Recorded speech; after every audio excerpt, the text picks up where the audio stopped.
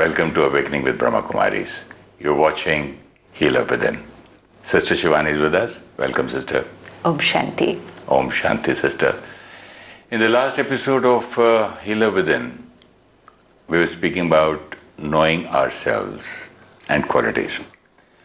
I was just thinking, if we know ourselves, then where did these two words come from?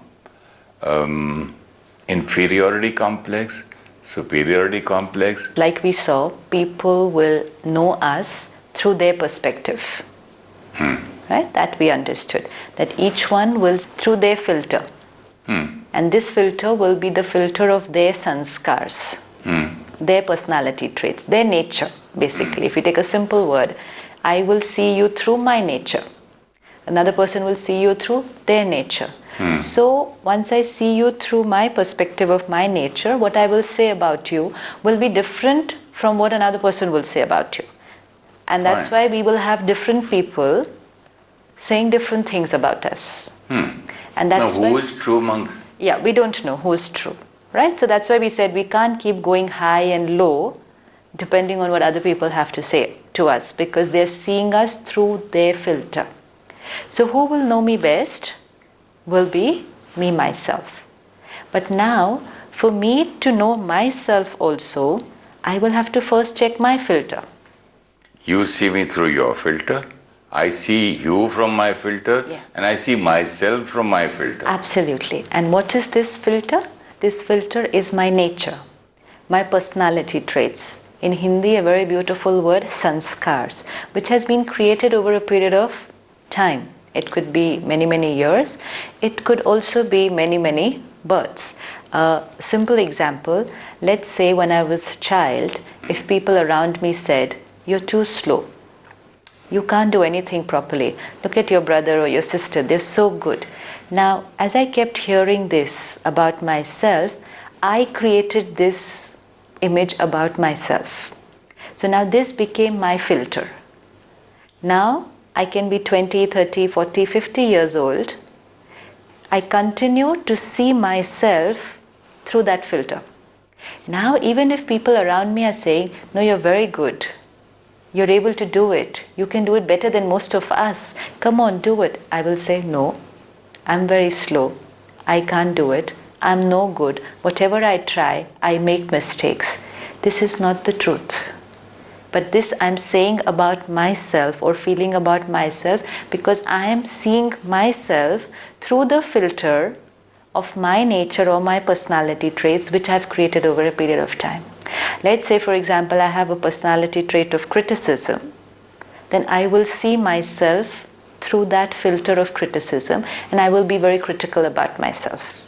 If I have a filter of doubting, then I will see myself also through that. Okay, no, I cannot do it. I'm no good. So even when I have to see myself, I have to check my filter. And which means I will have to remove all these filters of old sanskars, personality traits, labels that I have put on myself, labels that other people have put on me, which I accepted to be true, and I made them labels about myself, and now I continue to see myself through those labels. I will never see my true self. And so, like I should not believe everything that other people say, I should also not believe everything that I think I am, till I'm able to clean all these labels and go down to that absolute core. And what is that core? That being, not all the labels. Because all these labels over a period of time are the cause of a lot of my pain today. Because any of the emotions that we've been talking about, all our negative emotions, stem from one emotion, and that is ego. Whether it's anger, hurt, jealousy, criticism, rejection, anything, the root is coming from one word, and that is ego. Ego. Now, one is ego, the other is self-respect. And sometimes we tend to mix between the two. Very thin line. Very thin line is what we thought. Very thin line between ego and self-respect. And actually they're opposites, like day and night. It's not thin line, they are way apart, they're poles apart. What is ego and what is self-respect? There's so much of a difference. But we say thin line because we can't differentiate when it is ego and when it is self-respect. And sometimes even when we react, we say, oh, it's my self-respect. That's why I'm reacting. Very simple way to check. People are killing today. Because of self-respect. In the name of self-respect. Absolutely, yes. So not only reacting, we can go to... They kill their own child. Right. Self-respect. Right, absolutely. Marrying a wrong person, I kill you. Absolutely, absolutely. So, beautiful example. So this gives me a way to check when is it ego and when is it self-respect. Very simple parameter to check. When I'm able to remain stable and undisturbed by what other people are saying about me, at that moment I'm in my stage of self-respect. But when I get disturbed very easily by what people are saying, it's my ego which is getting affected.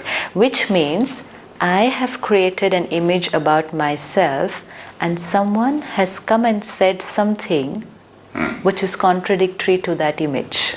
Here, what I have created an image, you said. I haven't. So many people throughout so many births, so many days, so many years, so many people say something about me and I start believing. Absolutely. That's why we said labels that people put on us, which we accepted to be So how true. can you go on saying that I created, because that's disturbing me. See, why it disturbs? Because we're not ready to take personal responsibility. Because you said that from so many births, so many years back, so many people had said so many things. You're slow, for example. I'm slow. So I had accepted it. I didn't create it. Once I've accepted it, see, I could have rejected it. Supposing my father said, you're too slow. Look at your brother. Look at him. He's so smart. Why are you so dull? I believed him. I had faith in him. I looked up like God. God said this, that's final. So I did not create. Absolutely. And this happens with almost all children. And that's why it becomes a very important responsibility of parents and teachers what they say to their children. Why? Because a child takes what the parent says and uses that to create the self-image. See, it's like I am the child growing up, haven't yet created, don't know myself too well, haven't created an image about myself. So at that time, it's like an artist with a blank canvas painting the picture.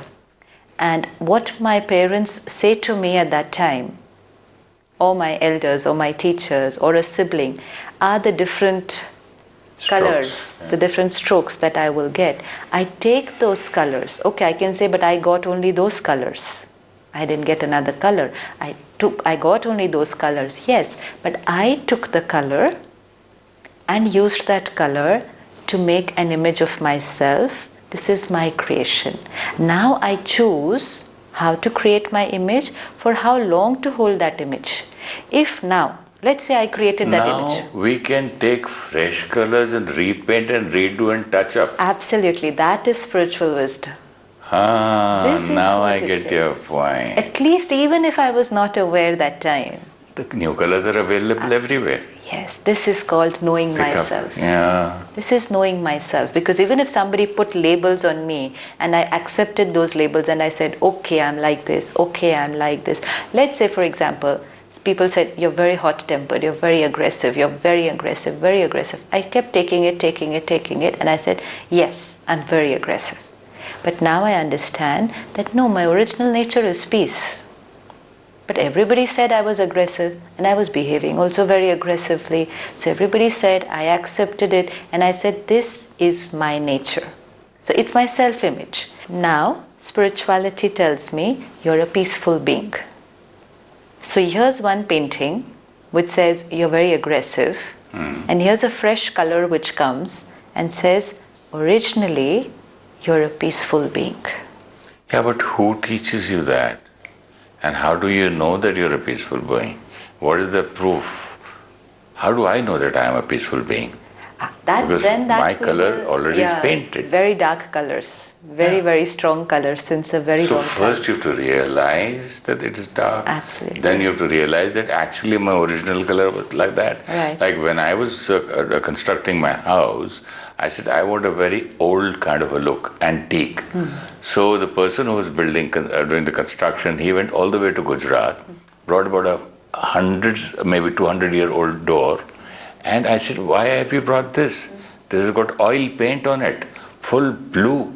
This doesn't look old at all. What is so antique about it? He said, just wait, sir. He took out one coat, second, third. There were umpteen coats on it. On the door. Yeah, coat on coat, oil paint on oil paint on oil paint on. And the real carvings came out later on. Beautiful. And the original came out after about a week. Right.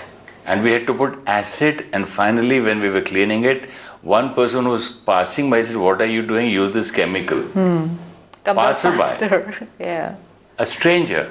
So we used that chemical and it went off, and now I have that door with beautiful carvings. Now. Hundreds of years old. Now, how many coats have I put on myself?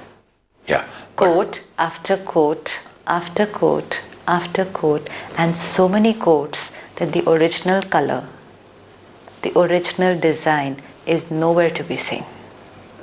It just doesn't show.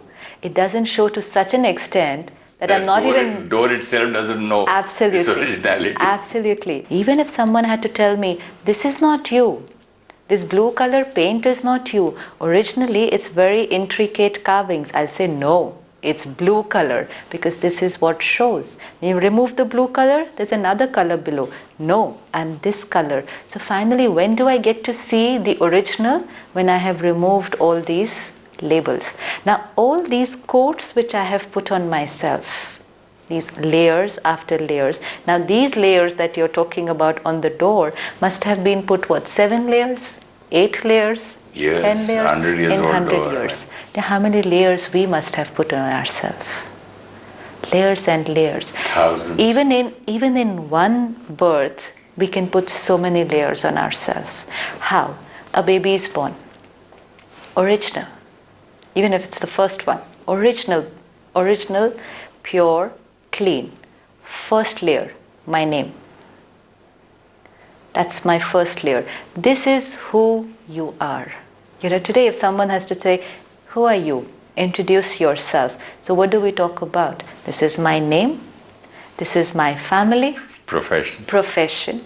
My degree. My educational qualification. Where I stay. Maybe which country I stay. How rich my parents are. Absolutely. I belong to a so-and-so family. My caste. I'm a Hindu, I'm a Muslim, I'm a Christian, I'm a Parsi, I'm a Sikh. Labels after labels after labels of my identity. Who am I? So we have to answer this question because we've been hearing it since ages that anyone who's able to answer this question, who am I? Main kaun? That's supposed to be the toughest question to answer. And they say if you answer this question, who am I? Most of your problems will be over. So who am I? Let me ask myself, who am I? I will immediately say, my name. Introduce yourself. So my name, then someone will say, I'm a doctor, I'm an actor, I'm an engineer. Then I'm a Hindu, I'm a Muslim, I'm an Indian, I'm an Australian, I'm an American, I'm from so-and-so family. I'm a father. I'm a father, I'm a husband, I'm a son. Labels after labels after labels. Now, all these labels that I acquired, these are labels that we acquire in a lifetime. They're not coming on day one. All these labels that I acquired in my lifetime, I became an engineer at the age of 21. Before that, that label was not there. So before that, it was, I'm so-and-so's daughter. I'm an Indian. I'm a Hindu. 3 labels. Then comes another label. I'm an engineer.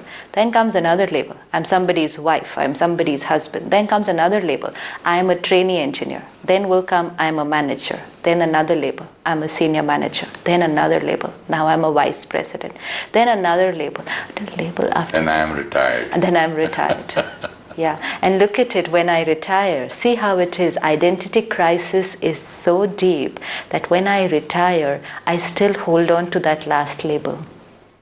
I'm Colonel check so-and-so. anybody's, yes. I'm Dr. So-and-so, Absolutely. ex-president, ex-so-and-so. Absolutely. And check anyone's visiting card or the placard outside the house. It will be ex so-and-so, retired so-and-so. And the retired or the ex will be written very small. Yeah. Why? Because this is who I am. If I am not this... No, it's very difficult to say that I'm no more what I was. It's not that. If I'm not this, then who am I? Remove this label from me and what's my identity? So, because of that identity crisis, I will hold on to that last label. People respect me for that label. Everything that I'm getting from everywhere around me is that label. I'm not giving it up. And that's why I hold on to it even when it's not valid. It's no more there. Because I associate my identity. It's no more just a designation. It's not a profession. It's a true belief that I am so-and-so. It's me. This is me. Total belief. Yes. It's me. It's me. Consciousness. Who am I? I am this. I am a man. My name is Suresh Oberoi. I'm a movie star, actor, film actor. That's it. That's it. I'm someone's husband. I'm somebody's father. Today your identity will be you are Vivek Oberoi's father. Another label. So labels after labels, and our whole lifetime is of putting labels. They will continue till the last day. New labels, new labels. Tomorrow you will be somebody's grandfather. So a label. New labels we keep on acquiring, and every label that we acquire, we get attached to it. This is me. Who am I? This is me. Now... But isn't this a fact that I'm an actor and I'm a man? Yeah. This is it's a fact. That I am an actor. I am an actor, a man. I'm a My husband. name is so-and-so, and I'll stay there. I'm an got Indian, children. I'm a Hindu. Everything is a fact. But why is it so difficult to say there's nothing wrong in Everything is a fact, except for it's not the fact that I am this. I am this. Let's say the first label. Even these came much later. Like you said, I am a man. Which means the first thing which comes to my mind, who am I, is this. The body. The body, right? So when I say, who am I? The first answer is what I see in the mirror every day. A woman. Yeah, this is I. And yet, the whole day I'm going to say, my head is paining, my eyes are hurting, my ear seems to be giving trouble, my stomach is paining today. I went for a walk, my foot is sprained. Today I'm so tired, my whole body is paining. My hand, my eyes, my feet, my body. I body or my body? Who am I? I am the body, or is this my body? Because whole day I'm saying my body. I'm using my hand to do this. I never say I am the hand. Never, never, ever. So there is someone who is saying my hand is hurting. My body is hurting, which means I'm not the body then. Someone is saying my body. And yet I'm spending my whole life thinking, who am I? I am this body. Identity crisis. I live in India. Yes. Who am I? I am Indian. I live in India. Actor, my profession. This is my profession. Doctor, engineer, actor, my profession. Husband, father, my relationships. My relationships. Suresh Oberoi, my name. My. Family, my family. I was not born with that name. I was not. Mine. I was given that name. Everything I acquired. So what about before the name was given to me? Absolutely. What was I? And most important, who is it who's saying this is mine, this is mine, this is mine, this is mine? Someone is taking the ownership and saying, this is mine, this is mine, this is mine. This is my body, this is my name, these are my relationships, this is my profession, this is my degree, this is my nationality, this is my caste. All these things which were mine, we just made that little mistake and said, this is I. Imagine one day if everything that was mine, let's say this dress that I'm wearing is mine. And if I make this little mistake and say, I am this sari, will life change? Life will change completely. Completely. Because you're not. You're not. And you're going to make mistakes, so many mistakes in the whole day, just because Something wrong happens to the sari, you'll say, oh, something happened to torn. me. I am Absolutely. burnt. Absolutely. I am hurt. I am dirty. I am dirty. I am dirty. And then when I look at your dress, and then I will compare myself with your dress and say, you're better looking than me, because your dress is better looking than me. Aren't we doing that today? And that's why when we started comparing ourselves with each other, what was it on the basis of? Physical appearance, professions, educational backgrounds, financial status, nationality, caste. And then we found ourselves different from each other. And that's why we had so many barriers. This is ego. Age also. Age also. Elder to you. Absolutely. Elder to me. Who's elder to me? Are you elder to me? No. It's like the dress which you're wearing is older. Suppose your shirt is, let's say, 1 year old. And my dress, my sari that I'm wearing is 1 month old. So your shirt is older than me. Absolutely, very clear. But just because your shirt is older than me, I'm not going to say you're older than me. Your shirt is older than me. Similarly, costume. Someone is 50, 60, 70. I'm 30, 40, 50, whatever.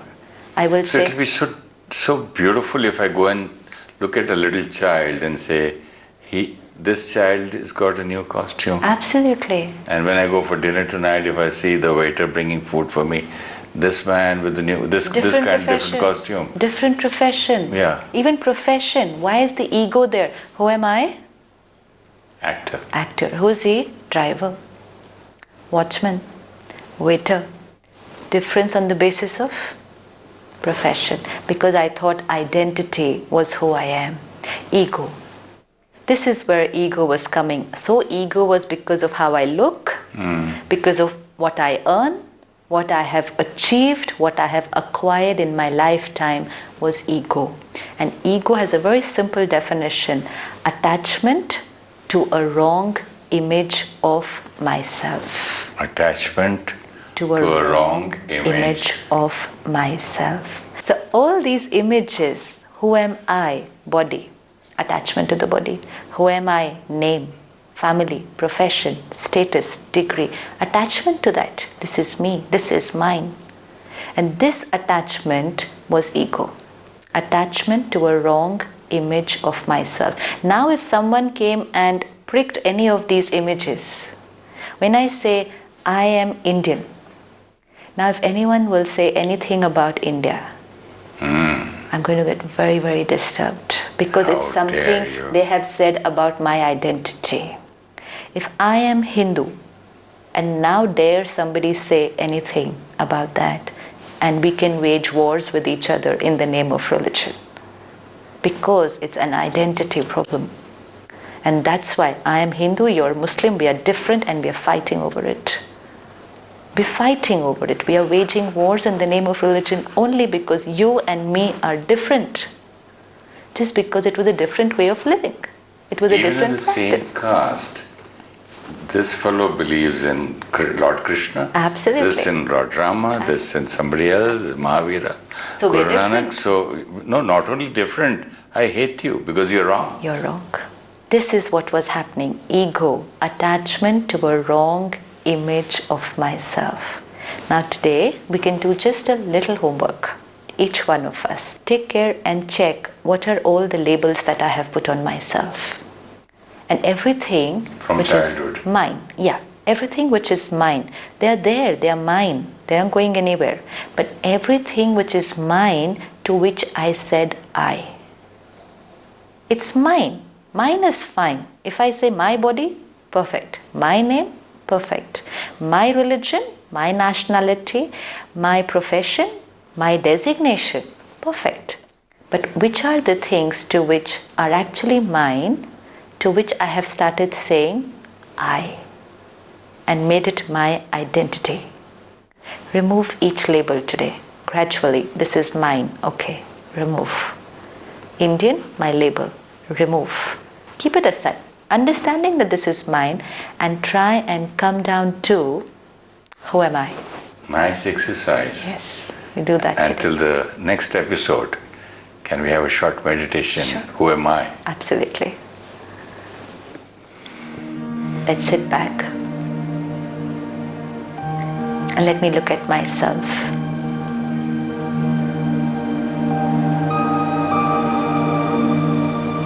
In the last so many years, everything that I acquired, everything I achieved, I made it a label, an identity. This is me. Everything that belonged to me, everything that was meant to be mine, I said, this is I. And as I said, this is I made that my identity. And as I did that, I was moving away from my original identity. I was moving away from the real I. I was moving away from who I am. Let me remove every label, slowly and lovingly, understanding it's an achievement, it's what I have acquired, but it's external. And let me come down to who I am. The achiever, the one who got all this. Who am I?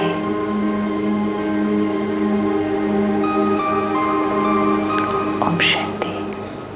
Like others see us through the filter of their sanskars, we also see ourselves through the labels we put on ourselves and through our acquired sanskars. Our name, degree, profession, position are labels that we put on our identity. We use these labels to answer the question, who am I? Ego is attachment to a wrong image of myself.